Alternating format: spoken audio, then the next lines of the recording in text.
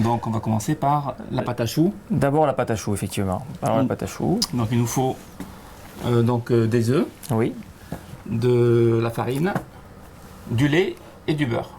Et du sel, bien entendu. Du sel, la pincée de sel et dans le lait. Voilà. Voilà, on a déjà mis tout ça dans la casserole et on va donc le faire chauffer.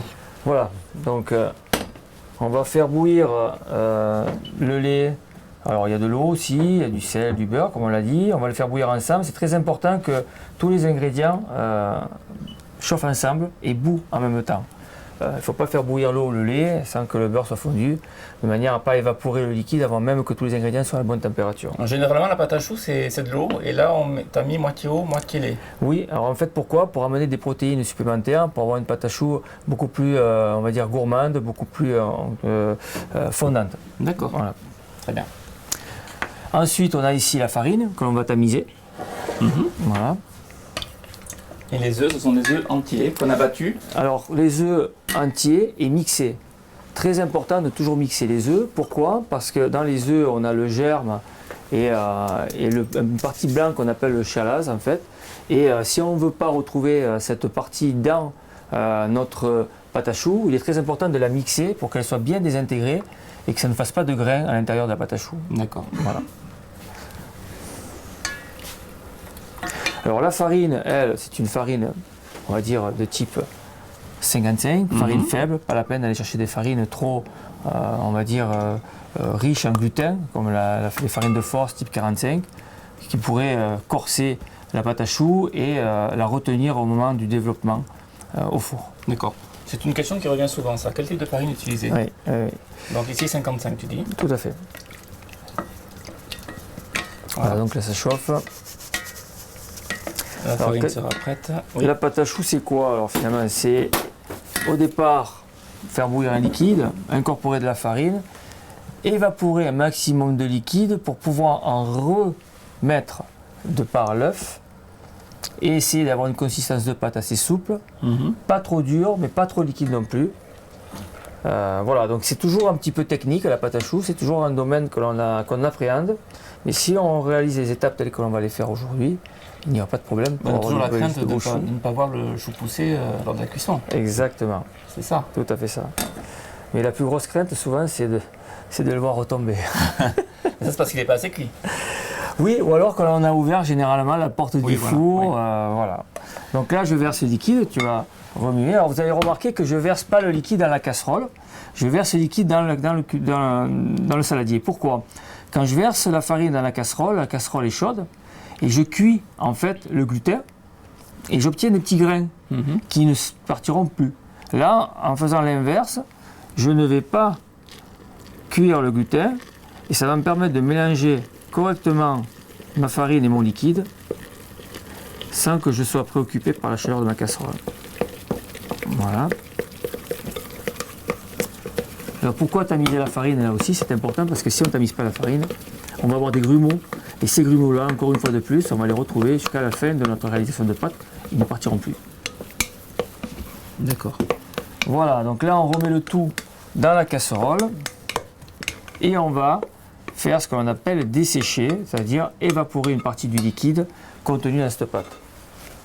On va baisser quand même un petit peu la température d'induction parce que, étant donné qu'il y a de la farine et qu'il y a de l'amidon, ça va avoir tendance un petit peu à cuire sur le fond de la casserole et À accrocher. à accrocher.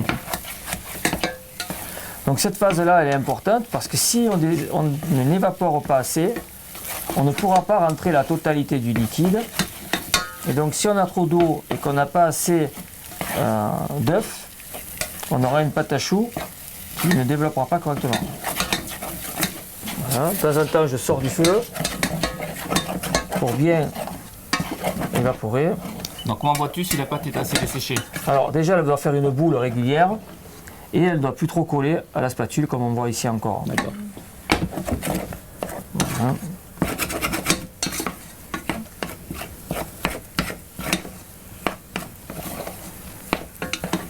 Alors si vous avez mis la totalité des œufs et que votre pâte est bien entendu encore un peu ferme, il faut rajouter ce qu'on appelle un petit peu de lait à l'intérieur froid pour assouplir la pâte et lui donner une texture pochable. D'accord. Il se peut qu'effectivement, des fois, on a tendance un petit peu à rester trop longtemps sur le feu, à dessécher un peu trop rapidement.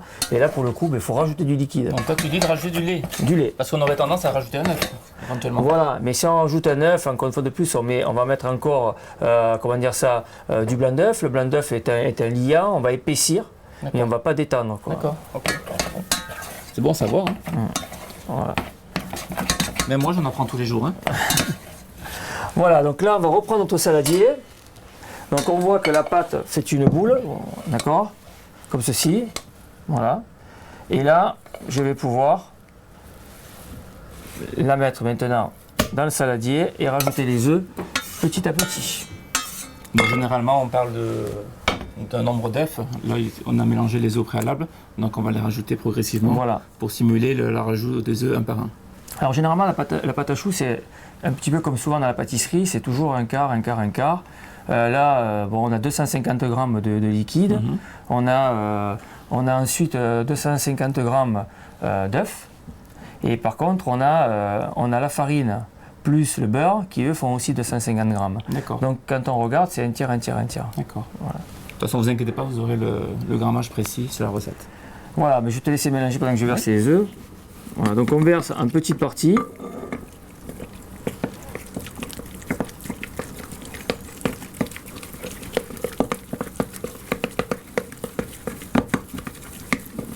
Voilà, on incorpore bien à chaque fois les œufs de manière à ce que la pâte soit correctement liée par l'œuf.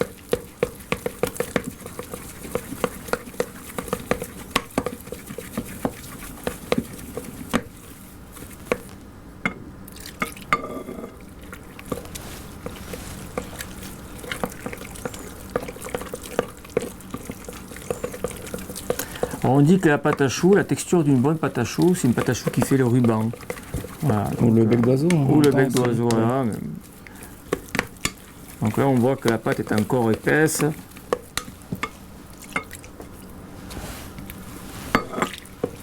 Et petit à petit, elle va s'assouplir, être lisse et brillante.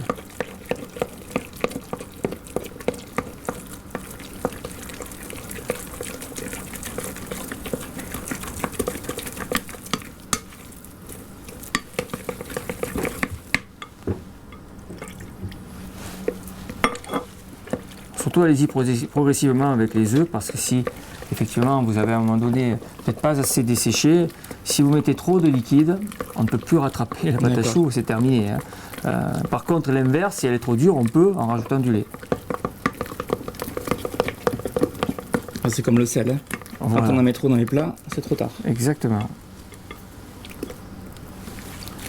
Voilà.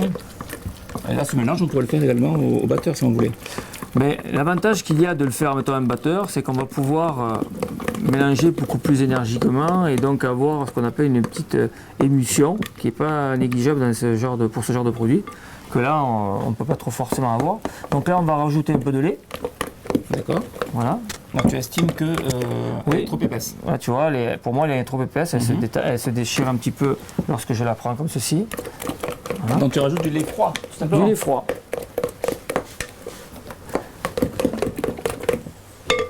Voilà.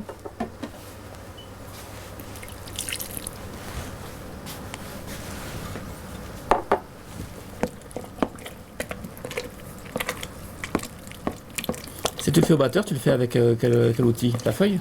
Avec la feuille, tout à fait.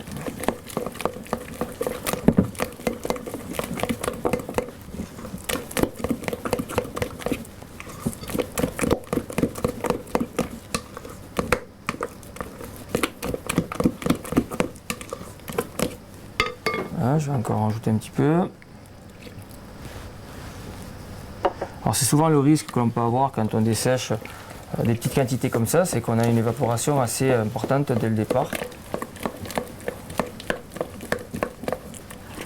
Voilà, et je termine le mélange après au fouet pour bien lisser.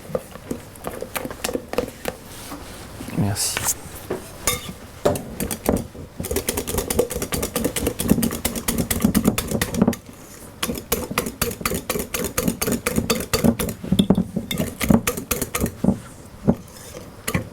Comme ceci.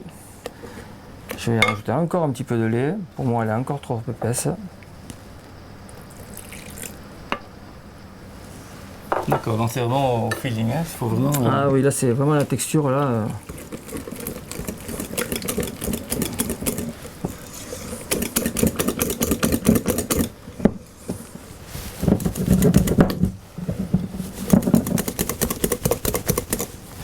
D'où l'intérêt des fois, quand on a des petites quantités comme ça,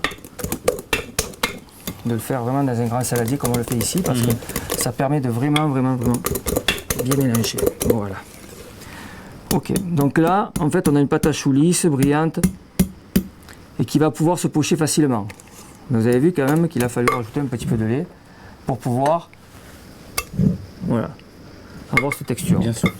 Très bien.